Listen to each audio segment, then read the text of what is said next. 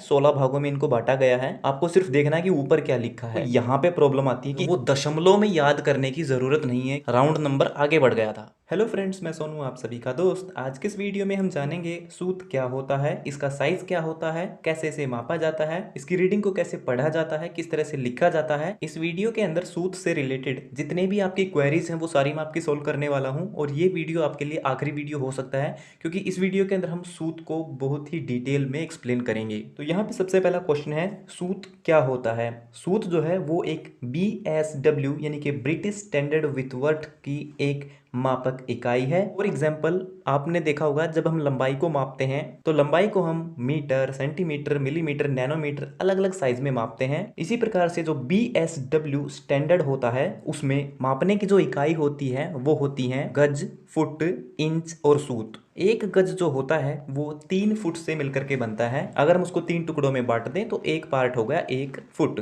इसी प्रकार से जो फुट है वो 12 अलग अलग पार्ट यानी कि 12 इंच अलग अलग भागों से मिलकर के बनता है। तो फुट को अगर मैं 12 टुकड़ों में काटता हूं तो हर एक जो भाग होगा वो होगा हमारा इंच। इसी प्रकार से जो इंच है उसको जब मैं 8 अलग अलग टुकड़ों में बांट दूं, प्रत्येक जो टुकड़ा होगा वो जो साइज निकल के आएगा उस साइज को हम कहेंगे सूत। तो BSW स्टैंडर्ड यूनिट के अंदर जो मेजरमेंट टेप के अंदर सबसे छोटी जो इकाई आपको देखने को मिलेगी वो होगी सूत। यहाँ पे इस मेजरमेंट टेप के अंदर अगर आप देखोगे, आपके पास भी होगा, तो उसमें आपको एक चीज देखने को मिलेगी कि यहाँ पे एक तरफ सेंटीमीटर, मीटर, मिलीमीटर में आपको साइज देखने को मिलेंगे, दूसरी तरफ जो साइज होंगे वो आपके सूत, इंच और फुट में आपको ये साइज देखने को मिलेंगे। तो हम यहाँ पे जो है 1 इंच पे आ जाते हैं, क्योंकि 1 इंच जो होता है वो 8 सूत के बराबर होता है। तो हर एक जो 1 इंच होगा वह 8 अलग अलग भागों में बटा हुआ आपको दिखेगा। तो यहाँ पे मैं इस हिस्से को छोड़ देता हूँ। यहाँ से 1 से 2 के बीच का साइज हम ले लेते हैं। इसमें जब आप काउंट करोगे तो अभी मैं आपको काउंट करके दिखाता हूँ। वैसे तो इसके अंदर 16 अलग अलग पार्ट हैं, 16 भागों में इनको बांटा गया है, लेकिन जो सूत के सिंबल्स हैं, सूत के निशान हैं, वो सबसे छोटे वाले निशानों को छोड़ करके जो बाकी के बड़े वाले निशान हैं वो सभी आपके सूत के निशान हैं। 1, 2, 3, 4, 5, 6, 7 और 8। अभी मैं आपको कुछ प्रैक्टिकल एग्जांपल दिखाता हूं। जैसे कि यहाँ पे मेरे पास जो है कुछ टैप रखे हुए हैं। टैप का आपको पता होगा टैप क्या होता है। किसी भी होल की आंतरिक चूड़ियां बनाने के लिए हम टैप का इस्तेमाल करते हैं। तो यहाँ पे जो टैप है, यहाँ पे क्या लिखा है, यहाँ पे लिखा है 3/8। तो हमेशा ध्यान रखना कि जब कहीं पर भी इस तरह से वैल्यू लिखी हुई हो बटे में 8, तो उसका मतलब ये होगा कि ये सूत की वैल्यू दी गई है। तो आपको नीचे वाली जो वैल्यू है उसको इग्नोर करना है। आपको सिर्फ देखना है कि ऊपर क्या लिखा है। अगर नीचे 8 है तभी आप उसको इग्नोर करना, अदरवाइज उस वैल्यू को आपको 8 में बदलना पड़ेगा। वो अभी मैं आपको एग्जाम्पल में बताऊंगा कि उसकी ज़रूरत कब पड़ेगी। तो यहाँ पे आप देखोगे 3/8, तो इसका मतलब क्या है कि ये एक 3 सूत का टैप है। चलिए मैं आपको नाप के दिखाता हूँ। यहाँ पे आप देखोगे मैंने इसको ओपन कर लिया, इस पे लिखा भी हुआ है 3/8 BSW। तो यहाँ पे हम इसको जब नापेंगे तो यहाँ पे आप देखना ध्यान से, 1 से मैंने शुरू किया और यहाँ पे इस निशान तक ही आ रहा है, ये वाला निशान। तो अभी काउंट करते हैं कितना हुआ, 1, 2 और 3। ठीक है ना। जैसा कि मैंने आपको बताया था कि ये एक 3 सूत का टैप है। तो इस तरह से आप किसी भी चीज़ को माप सकते हैं। इसको देखते हैं, ये 1 सूत का टैप है क्योंकि इसके ऊपर साफ साफ लिखा 1/8 BSW। तो मैंने आपको क्या कहा था, अगर नीचे 8 देखने को मिले तो उस 8 को इग्नोर करना है, ऊपर वाली वैल्यू देखनी, क्या लिखा, 1। इसको भी माप के देखते हैं। तो यहाँ पे आप देखो, तो यहाँ पे आप देखो कितना हुआ, सिर्फ 1 सूत का, क्योंकि ये 1 सूत है, क्योंकि इसके डिब्बे पे ऑलरेडी लिखा हुआ था 1/8। यहाँ पे आप देखोगे, यहाँ पे लिखा है 1/4 इंच BSW। तो काफ़ी सारे जो स्टूडेंट होते हैं उनको यहाँ पे प्रॉब्लम आती है कि इस तरह की वैल्यू उसको कैसे पढ़ें। अब ये कितने साइज का है, तो इसको क्या करना है, आपका नीचे वाली वैल्यू को 8 बनाना है। तो अगर मैं 1/4 को गुणा करूं 2 से, तो जब भी हम इस तरह की वैल्यूज को जो है गुणा करते हैं तो ऊपर वाली और नीचे वाली दोनों वैल्यूज को एक ही नंबर से गुणा किया जाता है। तो नंबर क्या बन के आएगा, 1/4 को अगर मैं 2 से गुणा करूं तो ये बनेगा हमारा 2/8। इसका मतलब यह जो संख्या है 2/8 है। तो मैंने आपको क्या बोला था, अगर नीचे 8 नंबर आ जाए तो उस 8 को कर दीजिए इग्नोर और ऊपर वाले नंबर को ध्यान रखें वो क्या है। तो यहाँ पे आया है निकल के 2। तो अब हम क्या करेंगे, अब हम इसको मापते हैं। ये 2 सूत का है। तो यहाँ पे आप देखोगे ये यहाँ तक आ रहा है। अब इसको काउंट करते हैं, 1 और 2, ठीक है ना। जैसे कि मैंने आपको बताया था कि ये जो 1/4 है, ये इसका मतलब क्या है कि ये 2 सूत का है। तो हमें नीचे वाली वैल्यू को कैसे भी करके 8 पे लेके आना है। तो इस तरह से तो आप जो है इन टैप्स को माप सकते हो।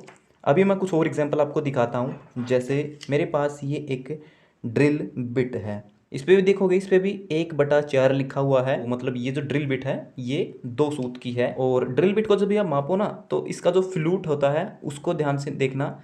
और ये जो ड्रिल है इसको आप देखोगे, इसके जो फ्लूट है इससे बाहर तक ये जा रहा है। यहाँ पे एक टिप पॉइंट अलग से बना हुआ है, तो इस कंप्लीट टिप पॉइंट को हमें यहाँ पे मापना होगा। तो जब मैं इसको यहाँ पे मापता हूँ तो आप देखोगे पहले वाले कॉलम तक आ रहा है यहाँ तक का, और साइज वही है 1 और फिर 2 सूत का। अब यहाँ पे आपने एक चीज़ और नोटिस की होगी, मेरे हाथ में ये जो चीज़ है ये क्या है, ये एक छोटी सी ड्रिल की बिट है। मैंने आपको बताया था ना कि यहाँ पे ये बहुत छोटे निशान क्यों दिए गए हैं, क्योंकि जो टूल्स होते हैं ना वो काफ़ी छोटे साइज़ के भी होते हैं। अब ये जो ड्रिल की बिट है मेरे पास, ये आधा सूत की है। अब आधा सूत को कैसे लिखेंगे, तो यहाँ पे आपने देखा था कि यहाँ पे जो बॉक्स दिए गए हैं 1/4 1/8, तो मतलब 8 से कम हुआ तो हमने उसको गुणा करके 8 कर लिया।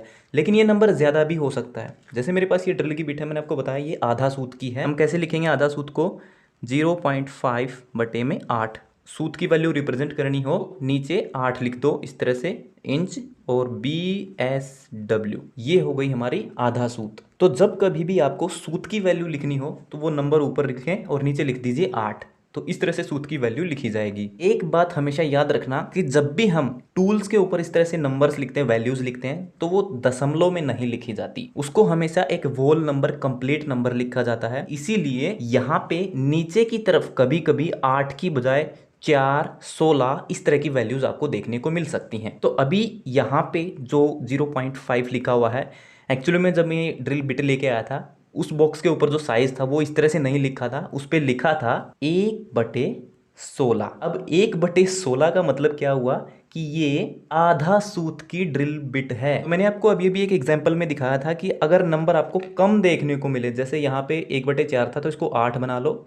8 बनाने के लिए मैं क्या करें, नीचे वाली वैल्यू को 2 से गुना कर दिया।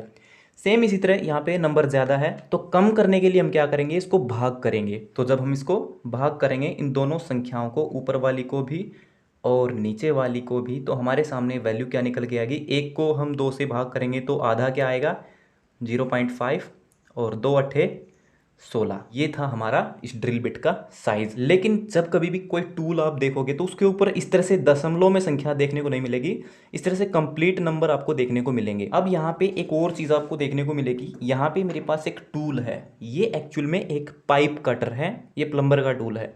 इस पे आप देखोगे क्या लिखा हुआ है, 1/8 से लेकर के 7/8। तो नीचे वाली वैल्यू अगर 8 है तो मैंने आपको बताया था, नीचे वाली को इग्नोर करो, ऊपर वाली को देखो क्या लिखा है कि 1 सूत से लेकर 7 सूत तक OD यानी कि आउटर डाया, बाहरी व्यास के जो पाइप होंगे उनको ये काट सकता है, 1 सूत से लेकर 7 सूत तक। अब ये मैं आपको क्यों बता रहा हूँ, क्योंकि इंडस्ट्री लाइन के अंदर आपको जो सूत की वैल्यूज है वो दशमलव में याद करने की जरूरत नहीं है कि भैया 3 सूत में कितने mm होते हैं, 4 सूत में कितने mm होगा, तो याद करने की आपको जरूरत नहीं होगी। क्योंकि यहाँ पे चलते हैं राउंड नंबर। राउंड नंबर क्या होते हैं, जो भी दशमलव संख्या होती है 5 से ऊपर या नीचे जिसके नज़दीकी नंबर हो वो नंबर लिखा जाता है। अभी मैं आपको प्रैक्टिकली दिखाऊंगा। तो आपको पता होगा कि जो एक सूत होता है वह 3.175 mm का होता है, मिलीमीटर साइज का होता है। दूसरा आपको याद रखना है कि 8 सूत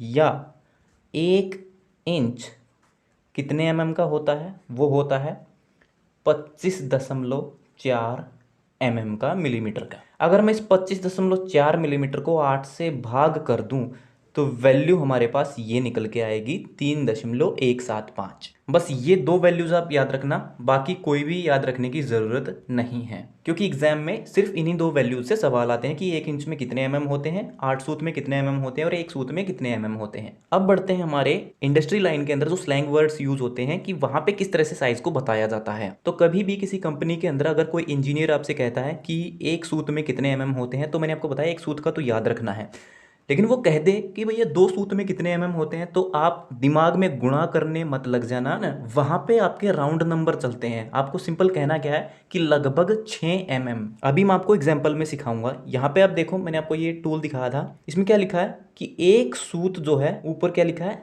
3 mm से लेके 22 mm। अब 7 की जगह इन्होंने 22 mm लिखा है, और पहले वाले की जगह 3 लिखा है, क्योंकि जो राउंड नंबर होते हैं, जैसे यहाँ पे जो संख्या लिखी है 3.175, इसमें होगा क्या, जब हम राउंड नंबर निकालते हैं तो दशमलव को छोड़ते हैं, इग्नोर करते हैं और सिर्फ जो कंप्लीट नंबर है उसको लेते हैं। तो यहाँ पे एक सूत राउंड नंबर में कितना होगा, लगभग 3 mm, इस तरह से ये लिखा जाएगा।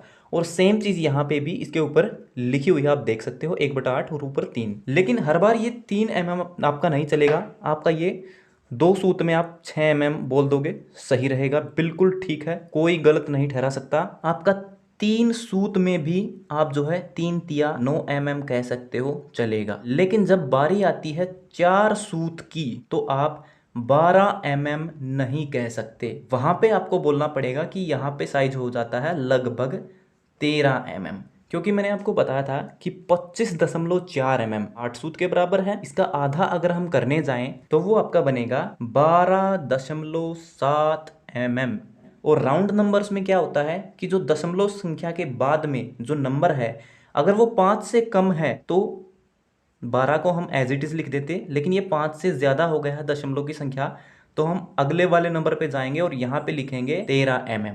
यही चीज मैं आपको यहाँ पे समझाने वाला था। यहाँ पे आप देखोगे स्टार्टिंग में तो लिख दिया इन्होंने 3 से लेके 22 mm, आप यहाँ पे 3 से लेके 22 mm तक का पाइप का साइज काट सकते हो। पहली वैल्यू 3 mm समझ में आई, ठीक है, लेकिन 7 सूत पे जब हम जाते हैं और 3 को 7 से गुणा करते हैं तो क्या बनता है, 21 आना चाहिए था, लेकिन उन्होंने 22 लिख दिया। और ये 22 किस वजह से आया, क्योंकि यहाँ पे जो नंबर है वो जब 4 सूत आया था तो वहां पे राउंड नंबर आगे बढ़ गया। अब यहाँ पे जब बारी आएगी 5 सूत को लिखने की, तो 5 सूत किस तरह से लिखा जाएगा, 5 सूत 3 पंजे 15 नहीं लिखा जाएगा, बल्कि उसके अंदर एक वैल्यू एक्स्ट्रा जोड़ी जाएगी। 3 पंजे 15 प्लस 1 = 16 mm, इस तरह से वैल्यू लिखी जाएगी। या फिर आप इस तरह से कर सकते हो, 4 सूत में 13 mm थे, इसमें 3 जोड़ेंगे तो 16 mm हो जाएगा। उसके बाद 6 सूत क्या होगा, 3 6 18 और 1 19 mm। उसके बाद 7 सूत 3 सते 21 प्लस 1 mm एक्स्ट्रा, क्योंकि 4 सूत पे राउंड नंबर आगे बढ़ गया था, तो ये हो गया हमारा 22 mm। तो यही चीज यहाँ पे आपको देखने को मिलेगी कि जो 7/8 सूत है उसका मतलब है 22 mm। अभी मैं आपको एक और एग्जांपल देता हूँ। जैसे ये मेरे पास पाइप है, ये एक CPVC का पाइप है। इन्होंने यहाँ पे क्या लिखा है, OD आउटर डाया बाहरी व्यास 22.20 mm। यहाँ पे संख्या ज्यादा है लेकिन इसको 22 mm ही माना जाता है, क्योंकि इस पाइप कटर के अनुसार आप देखोगे तो कि ये 22 mm तक के पाइप को काट सकता है, लेकिन ये तो 20 mm ज्यादा है। तो इंडस्ट्री लाइन के अंदर हमेशा 0.5 mm से कम साइज का जो टॉलरेंस होता है उसको इग्नोर किया जाता है। टॉलरेंस क्या होता है, जैसे कि ये टूल है, यहाँ पे आप ध्यान से देखिए, थोड़ा सा लूज है। ये लूज किस लिए है, क्योंकि इसके अंदर थोड़ा सा गैप दिया गया है, उस गैप को हम बोलते हैं टॉलरेंस। तो इस टॉलरेंस को इग्नोर किया जाता है, जिसकी वजह से जो सूत की वैल्यू होती है उसको आप इस तरह से दशमलव में याद करके या फिर बताने की बजाय इस तरह से राउंड नंबर में बोल सकते हो। कोई आपसे कहे कि बताइए 3 सूत कितने mm होगा, तो आप डायरेक्ट बोल सकते हो लगभग 9 mm।